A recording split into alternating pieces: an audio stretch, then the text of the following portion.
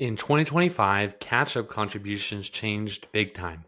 And if you have a 401k and you're over the age of 50, it's important you understand what those changes are because I don't want you leaving money on the table.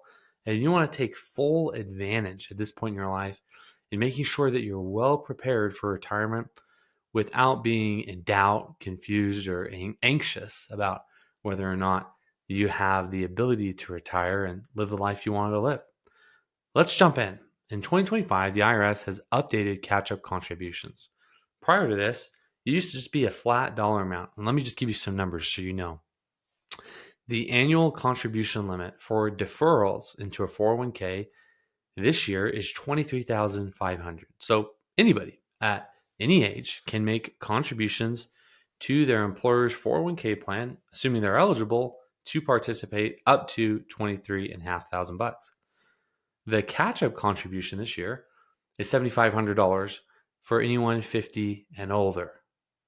And before they passed the tax law, that's pretty much where the conversation ended. Now with IRAs, it's an additional $1,000. Health savings account, it's an additional $1,000 per person. That's covered by a high deductible plan. But for the 401k, that's really where you get a big catch-up contribution.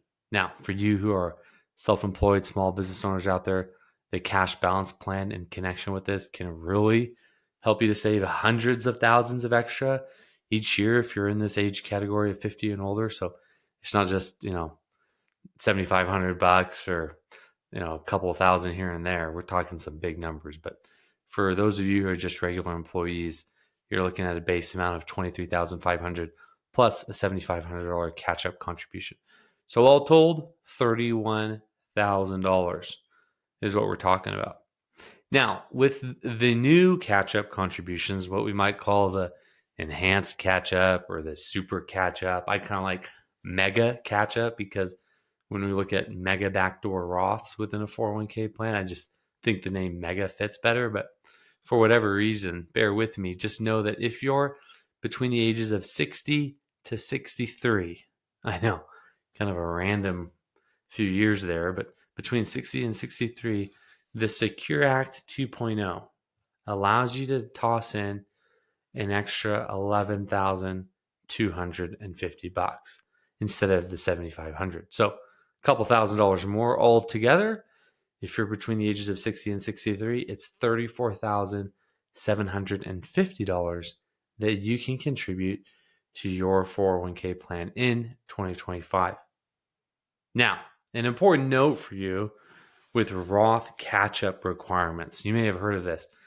Starting in 2026, employees earning over $145,000 annually will be required to make catch-up contributions as Roth contributions. So they won't be able to make deferral or pre-tax contributions beginning in 2026.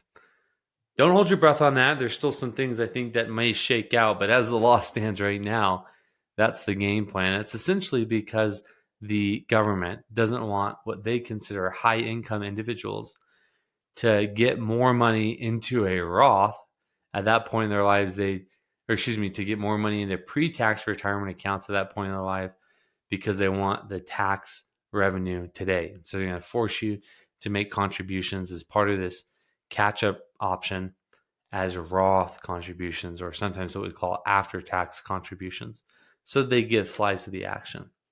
Remember, when you put money into a 401k on a pre-tax basis, you're essentially cutting a deal with the IRS and saying, hey, don't tax me on that money right now, but go ahead and tax me down the road in your retirement. Whereas with Roth contributions, you're locking in your tax rate today, and you don't have to worry as to what tax rates will be like down the road in the future, because assuming you take that money out in retirement, then that money can get tax-free treatment on all the money you put in, of course, and all the gains, all the earnings, all the growth gets that same tax-free treatment as well.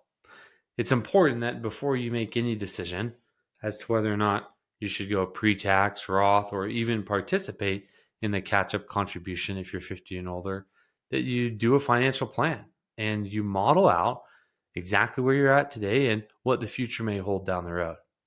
It goes without saying that nobody has a crystal ball, but Getting clear on what different scenarios would look like for you and your family will give you the confidence that you're looking for, that you can retire, that you can sleep at night, that you can travel and be with the kids and grandkids and do whatever it is that you want to do on your terms without worrying that you're going to run out of money, you're going to pay way too much in taxes.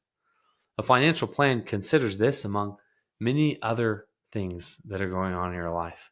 And you and I know that the value a real financial advisor provides is not just in making investment recommendations.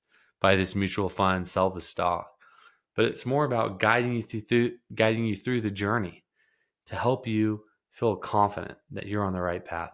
My name is Rizik. I'm a financial advisor, CPA, and certified financial planner.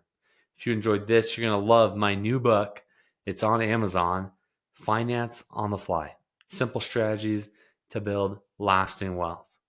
It has a perfect 5-star review from 31 of you, and I think only one of you is my wife. So we've got a perfect 5-star review from 30 folks. We're almost at 1,000 copies sold, so it's been fun. Thanks for joining me on today's episode. The Finance on the Fly podcast is for educational purposes only. Any ideas presented are not intended to be personalized financial, tax, or legal advice and are provided for informational purposes only. Rizik is not rendering or offering to render personalized investment, legal, or tax advice through this content. Investing comes with risk, including the risk of loss. Consult your own tax professional, financial advisor, or estate planning attorney to perform your own due diligence.